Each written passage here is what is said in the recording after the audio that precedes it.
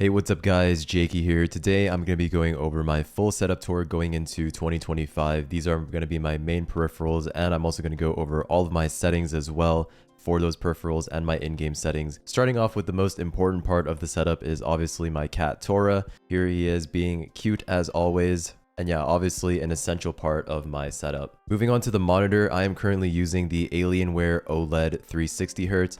I did a full review of this monitor on my channel, which I'll leave in the description below. I did try the Zowie 540Hz for around a week or two, and I gave that monitor a test run. And in the end, I decided that I prefer the OLED monitor a lot more just because I do video editing. I also play some single player games, and OLED is just way better than TN in terms of colors and viewing angles. So I decided to switch back to the OLED and main the OLED. So for me personally, I really can't see myself switching off of OLED anytime in the future. In fact, 500Hz OLEDs are right around the corner, so that's probably something that I might want to upgrade to as well. So in my opinion, in 2025, there's no point in getting a TN panel, especially if you're spending $1,000 on 540Hz TN. In my opinion, it's really just not worth it. Okay, let me go over my monitor settings here for the Alienware 360Hz OLED. So for the first tab here, I have it set to standard, game enhance off, dark stabilizer off, brightness 80, contrast 75. And everything else is pretty much default.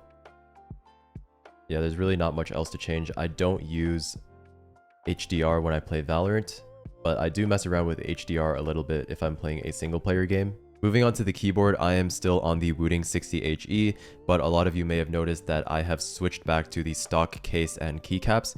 And the reason I did this is, number one, I just wanted it to be black to sort of match the rest of my setup, but mainly because I just wanted a lighter experience with the plastic case. I found that with the aluminum case, it was just really heavy, and I like to move my keyboard around a lot, and with the metal case, it was just a pain lifting it every time.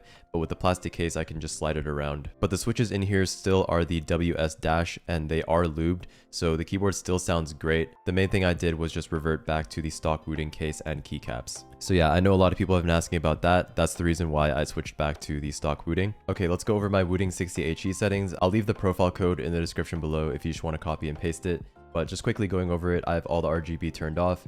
On the performance tab, I have actuation on every key set to 1mm, except for my spacebar and escape.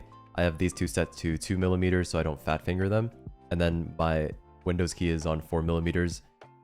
For rapid trigger, I have it turned on for all keys on the most sensitive, which is 0.15, and then tachyon mode I have turned on. And that's pretty much it. I don't use Rappy Snappy or SOCD. Moving on to my controller, this is just the basic wireless Xbox controller. I use this to play single player games like Black Myth Wukong, and I'm also going to be using it to play the Final Fantasy VII Rebirth when it comes out on Steam. So yeah, I just use this controller to play my single player games. Moving on to the mouse pad.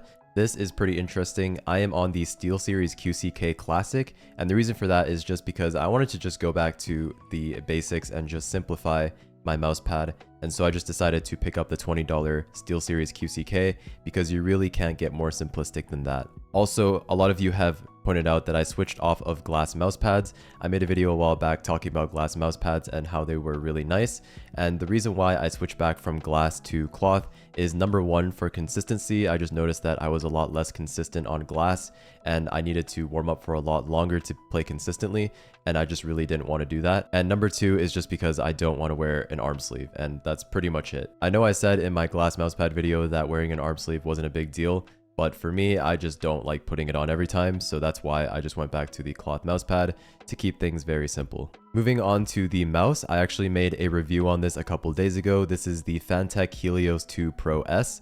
This is a Zowie S2 shape clone. It is wireless and it is lighter than the Zowie S2DW. The build quality on this mouse is fantastic. I love the shape, and the performance is rock solid as well.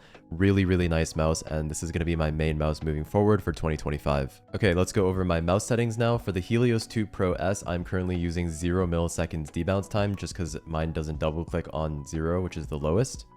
Moving on to this tab, I use 800 DPI. Some people say 1600 is better because there's less pixel skipping. I really don't care about that. I just prefer 800, so I use 800. And then down here for the polling rate, I use 2000. And the reason I use 2000 is because that's really all you need. Anything above 2000 is really negligible. And I will leave a good video from Rocket Jump Ninja and Optimum Tech where they go over the optimal polling rate in the description below so that you guys can check those out. But yeah, you really don't need to use anything above 2000 hertz. Down here, I have liftoff distance set to 1mm, peak performance is checked, and then I have motion sync on, ripple control, and angle snapping. I always recommend turning these off. And that's really about it. On the final tab here, I do have the long distance mode checked. I actually don't know if this makes it better or not, but I just have it checked. And that's pretty much it for my mouse settings. Not that it matters, but inside of Windows, I have the pointer speed set to 6 out of 11, which is default, and then I have enhanced pointer precision disabled. My second monitor here is still this old BenQ 60Hz 1080p monitor. I really just use this for displaying my OBS or my Discord or Spotify, and that's really all it does. The webcam I'm using is the Insta360 Link. This is a 4K webcam, and it also has gimbal support as well. Really nice webcam. Moving on, I have a lint roller on my desk just for my cat's hair. And this right here is my secret weapon for Valorant Ranked, is 5 gum. If you pop a 5 gum, you just lock in immediately. So I always recommend leaving one of these on your desk. If you need to lock into a Valorant game, just pop one of these 5 gums. Moving on to my microphone, I am using the Shure SM7B, which you are listening to right now. That is attached to a Rode PSA-1 mic arm, and that is all going into the GoXLR Mini. These are my GoXLR settings for my microphone. So for mic setup, I have it set to dynamic 55 decibels. And then for the gates, these are my settings, equalizer settings, and my compressor settings. Just in case some of you are running my exact setup with the SM7B and GoXLR Mini and you want to copy my settings, here they are. Moving on to my headset, I'm using the HyperX Cloud IIIs.